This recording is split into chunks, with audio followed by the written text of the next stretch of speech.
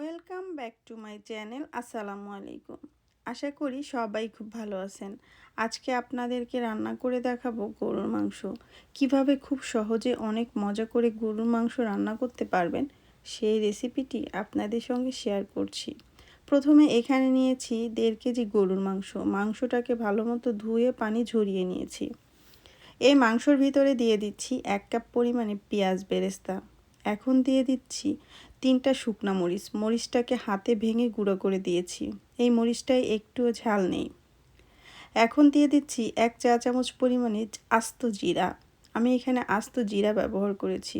দিয়ে দিলাম তেজপাতা, এলাচ, দারচিনি। 1 চা চামচ পরিমাণে লাল মরিচের গুঁড়া, 1 চা চামচ পরিমাণে হলুদের গুঁড়া। দিয়ে দিচ্ছি 2 টেবিল চামচ পরিমাণে আদা রসুন বাটা। দিয়ে দিচ্ছি স্বাদ মতো লবণ। এখন দিয়ে দিচ্ছি 1/3 কাপ পরিমাণে গুঁড়া দুধ। আমি এখানে গুঁড়া দুধ ব্যবহার করছি, কেউ চাইলে টক দই ব্যবহার করতে পারেন। এখন দিয়ে দিচ্ছি 80 মিলি বাটার। বাটার দিলে মাংসের স্বাদটা অনেক ভালো পাওয়া যায়। এখন মাংসের সাথে সব মশলাগুলো ভালো মতো হাত দিয়ে মেখে নেব। মাংসের সাথে মশলাগুলো ভালো মতো মেখে নিলাম। মাংসটাকে ঢেকে আধা ঘন্টার জন্য আমি রেস্টে রেখে দিব। আধা ঘন্টা পরে ফিরে আসব। আধা ঘন্টা পরে এদিকে চুলায় প্যানের ভিতরে আমি 1/4 কাপ পরিমাণে তেল দিয়েছি। তেলের ভিতরে দিয়ে দিচ্ছি 1 কাপ পরিমাণে পেঁয়াজ কুচি। পেঁয়াজটাকে হালকা করে ভেজে নিব, খুব বেশি ভাজবো না। পেঁয়াজটা হালকা করে ভেজে নিলাম। এখন এই পেঁয়াজের ভিতরে আমি যে মাংসটা ম্যারিনেট করে রেখেছিলাম মাংসগুলো দিয়ে দিচ্ছি। মাংসটাকে ভালো মতো কষিয়ে রান্না করব। মাংস ভালো মতো কষিয়ে রান্না করলে মাংসের স্বাদ অনেক ভালো পাওয়া যায়। আস্তে আস্তে মাংসের ভিতর থেকে পানি ছাড়া শুরু হয়ে গিয়েছে। এখন আমি মাংসটাকে ঢাকনা দিয়ে ঢেকে দিচ্ছি। ফিরে আসবো 10 মিনিট পরে। 10 মিনিট পরে ঢাকনাটা তুলে নিলাম। দেখতেই পাচ্ছেন কতটা মাংসের ভিতর থেকে পানি বেরিয়েছে। আমি একটুও কোনো পানি ব্যবহার করিনি। আবারও ঢাকনা দিয়ে ঢেকে রেখে দিচ্ছি।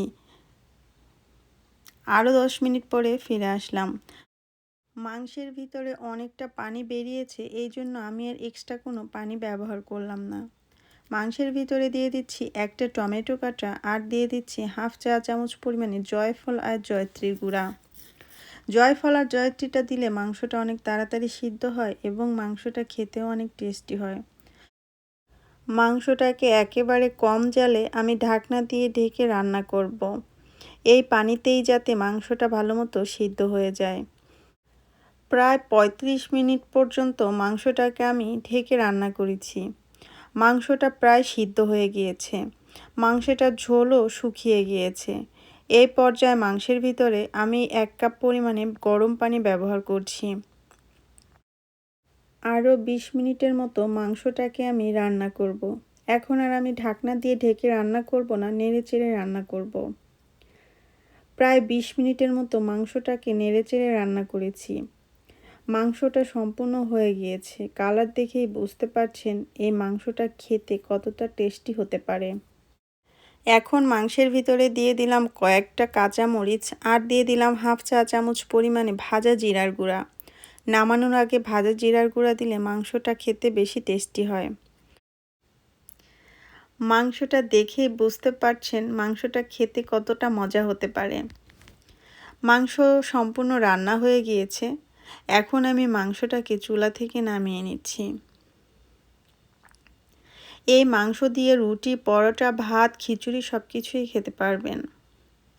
আমার ভিডিওটা আপনাদের কাছে কেমন লেগেছে আমাকে কমেন্টস করে জানাতে ভুলবেন না। আজকে এই পর্যন্ত। সবাই ভালো থাকবেন, আমার জন্য দোয়া করবেন। আমার চ্যানেলটা এখন পর্যন্ত যারা সাবস্ক্রাইব করেননি অবশ্যই সাবস্ক্রাইব করে দিবেন। আল্লাহ হাফেজ।